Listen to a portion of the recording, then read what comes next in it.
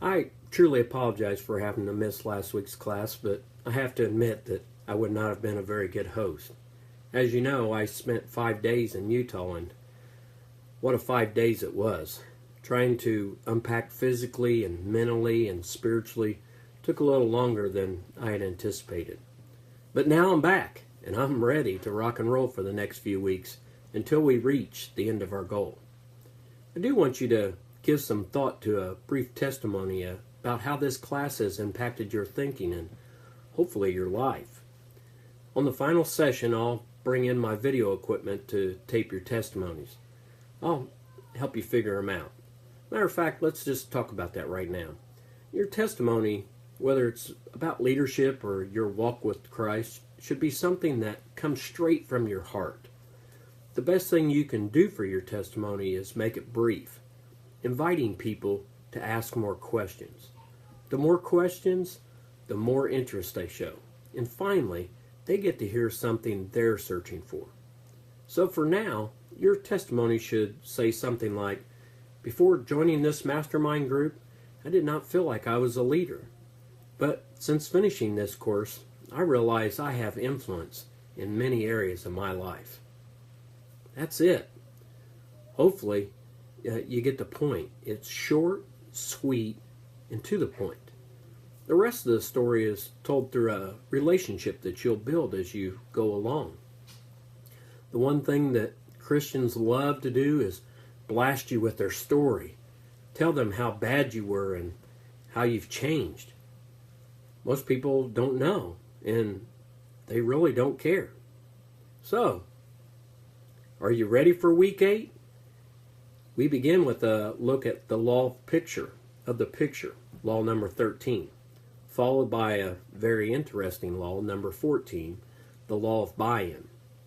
Number 15 is going to be a fun one, the law of victory. And we're going to finish up with law number 16, the law of the big mo. Are you sure you're ready? Better grab you a water for this one. We may be here for a minute or two. Law number 13 is the one they should have taught us when we were raising kids. It says, people do what people see. This law is pure character. It's the easiest and the hardest to live. It takes a leader to know a leader, to show a leader, and to grow a leader. Followers can't do it, and neither can programs. The potential of an organization depends on the growth of leadership. Remember law number 1, the law of the lid. One of the first games that we learned how to play was follow the leader. Whatever the leader did, we were to repeat it. When leaders show the way with the right actions, their followers can copy them and succeed. Great leaders are both visionary and practical. They communicate the vision clearly and continually. The leader who models the vision will make the picture clear. That picture produces energy, passion, and motivation to keep going. How do we live out the law of pictures? Followers are always watching. We don't get to choose when they're watching. It's easier to teach than to do. Everyone is an expert. Just ask them. When changes become necessary, it should start with you. And finally, the greatest gift a leader can give is being a good example. Now, how can we sum up this law? How about asking yourself the following question? If all I'm doing is being disclosed in a newspaper, Facebook, or media outlets, what would my family and friends think? Am I doing the right thing? Ultimately, we are responsible for the picture we want people to see. More is caught than taught.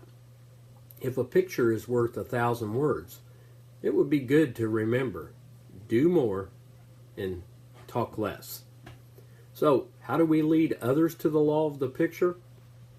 When we hear them say that, I lay out a vision, but there's no action taken, or some ideas seem to get immediate traction, while others never move. Both of these are a chance to teach this law. Law number 14 is the law of buy-in. People buy into leaders first, then the vision. The first question you must ask yourself, do I give people a reason to follow me? Every message that people receive is filtered through the messenger who delivers it. If you consider the messenger to be credible, then you believe the message has value. When followers don't like the leader or the vision, they look for another leader. When the followers don't like the leader, but they do like the vision, they look for another leader. When followers like the leader, but not the vision, they change the vision. And finally, when followers like the leader and the vision, they get behind both. So, how do we live out this law of buy-in? The leaders must develop relationships. And we've heard this over and over. They must be honest. They must be authentic. And they have to develop trust. They must hold themselves to a higher standard and give people the proper tools to accomplish the task. They help followers achieve their goals, and the leader develops their leadership. You have to ask yourself, does my vision resonate with people? The order of buy-ins is first who, then why. If the why is big enough, the how will come to us. Now, as we discussed in earlier laws, you have to ask, am I giving my people time to buy in? And is my vision truly right for others? So how do we lead others to the law of buy-in? When someone tells you, people will follow others, but they will not follow me. Or they have a hard time introducing change to their organization. Remember, it's not about a fancy presentation. The best brochure is the human factor. It's about you. Once they buy into you, people will buy into your vision. Wow, I think I'm going to hit the pause button and let my mouth and my mind rest for just a second before we tackle the next two laws. We'll be right back.